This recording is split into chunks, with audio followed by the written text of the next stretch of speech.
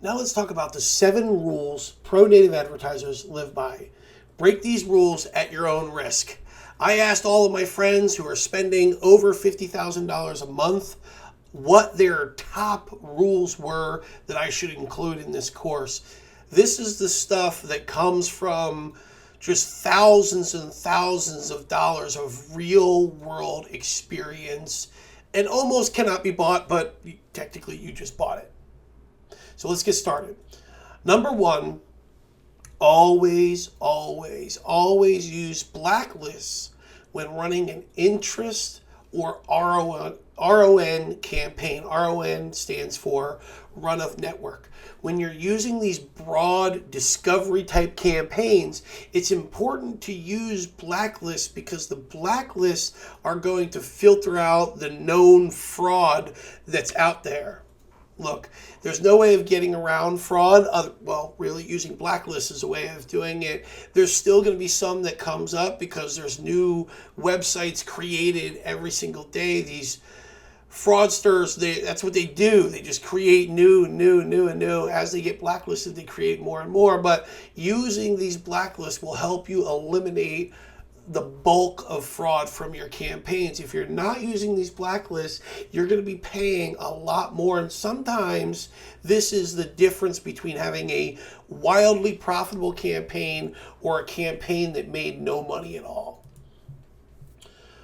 Next one, opposite of that, always have a whitelist campaign running. And we already talked about this in the types of placements. You're going to have a discovery campaign running and a whitelist campaign running. And that whitelist campaign is the placements that you've tested and you've seen that those are profitable for you.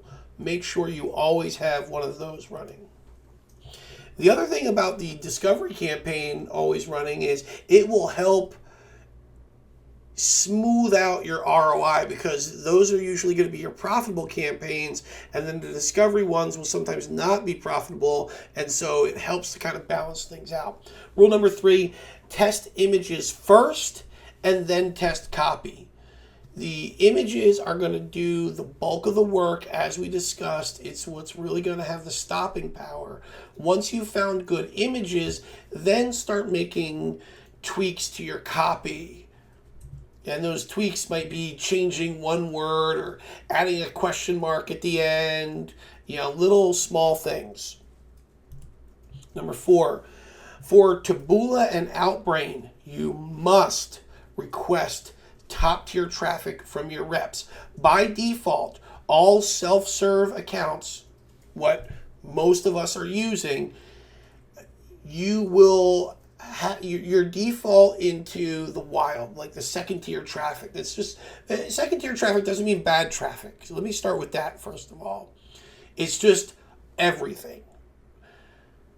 Top tier traffic means the top websites, the Forbes's, the USA Today's, the Washington the Wall Street Journal, the New York Times, that's the top tier traffic, the Microsoft homepages. And, so if you want to get access to top tier traffic, you have to ask your rep. It's not just put in there by default because these places don't just want any old advertiser. They want the reps to kind of do some due diligence and make sure you're not doing anything wrong before they go ahead and put your ads on their sites.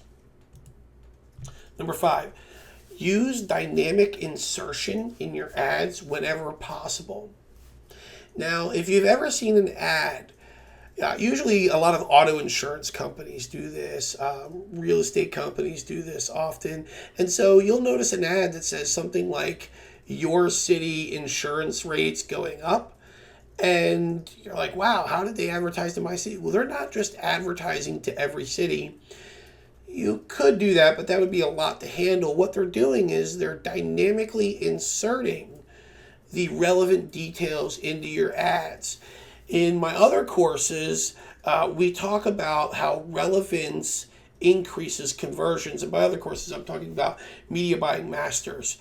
We talk about if you want to increase your conversion rate or your click-through rate, any kind of performance in your advertising, you have to increase relevance.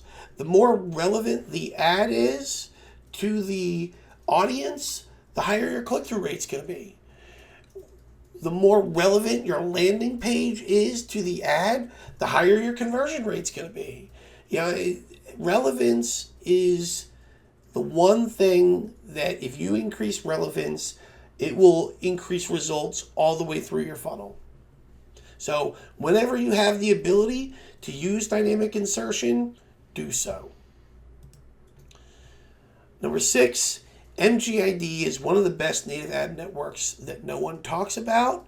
MGID has all the same traffic that a Taboola, Rev Content has, but because it's not talked about as much, there's less competition in MGID.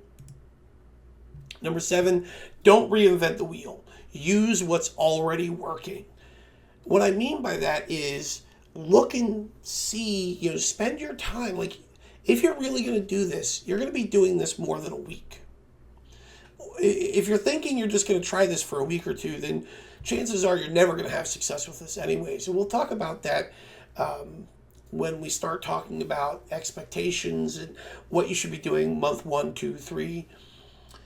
If you're going to be doing this long term, then you need to be taking time to be watching the places that native advertisers are advertising in and seeing what's showing up over and over again and what types of images people are using, what patterns are you seeing. You need to become a student of native advertising.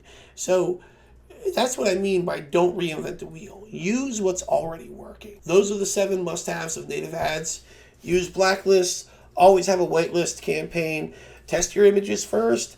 Taboola and Outbrain, you must request access to top-tier traffic. Use dynamic insertion whenever possible. Check out MGID, and then don't reinvent the wheel. Use what's already working.